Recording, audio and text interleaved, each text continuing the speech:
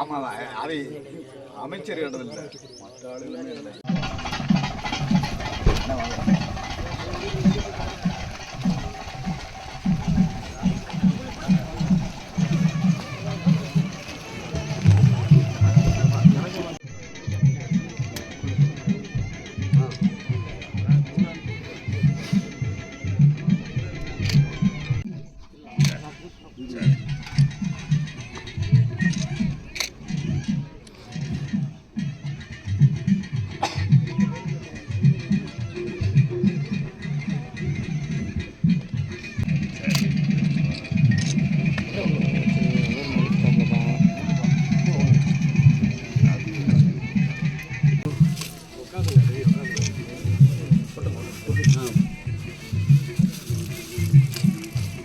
நீ கை நீட்ட ஏன்னா குடிச்சு கொடுங்க.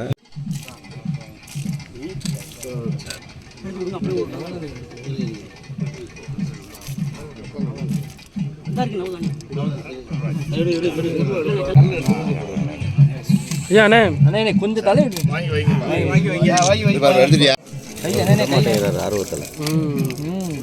வேண்டும்.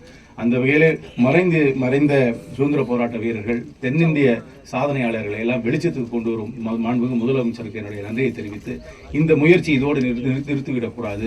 அவர்கள் மத்தியிலேயும் அவருக்கு ஒரு பங்கு இருக்கும். அந்த மத்தியில் அந்த பங்கு இருக்கும் பொழுது தென்னகத்தின் பெருமையை கண்டிப்பாக இந்தியாவுக்கு எடுத்து சொல்ல வேண்டும். ஏன்னால் பல பேருக்கு தெரியவே தெரியாது. இப்போ கூட போகிறோம், அடுத்த கோட்டைக்கு போகிறோம். அது வந்து வேலுநாச்சியாருடைய குதிரைப்படை தளபதிக்கு தான் அந்த கோட்டையே இருந்தது. அதை போய் கேட்டிங்கன்னா யாருக்கும்.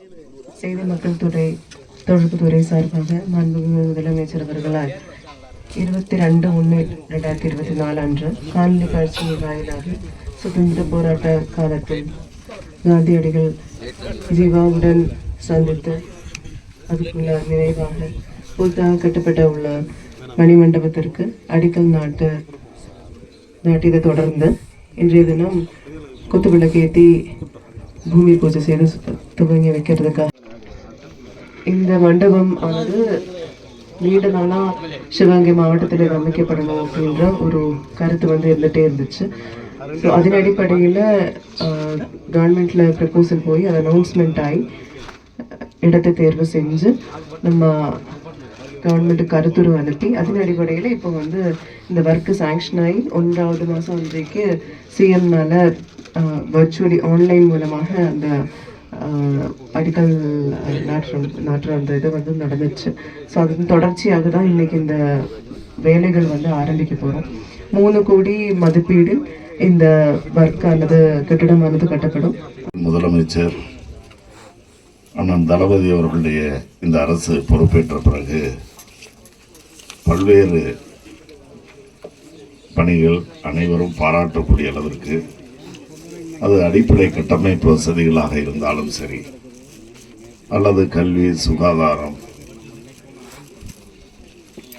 விவசாயம், இப்படி பல துறைகளாக இருந்தாலும் சரி, அதோடு இணைந்து நம்முடைய நாட்டிற்கு தியாகம் செய்து தங்களை அர்ப்பணித்துக் கொண்டவர்கள், மொழிக்காக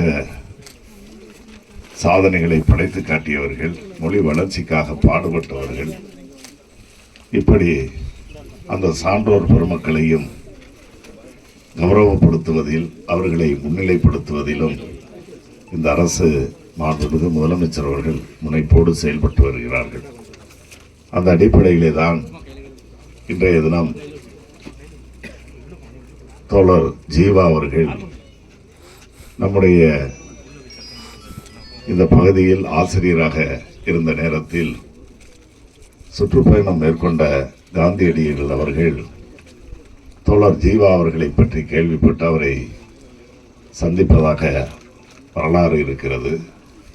அந்த வரலாறு இன்று மட்டுமல்ல, தொடர்ந்து எதிர்கால சந்ததியினருக்கும் தெரிய வேண்டும் என்ற உணர்வோடு அந்த வரலாற்று சிறப்புமிக்க சந்திப்பை நிலைநிறுத்துகின்ற வகையிலே தான் மாண்புமிகு முதலமைச்சர் அவர்களுடைய கவனத்திற்கு எடுத்துச் செல்லப்பட்டு இன்று இங்கே அவர்கள் சந்தித்த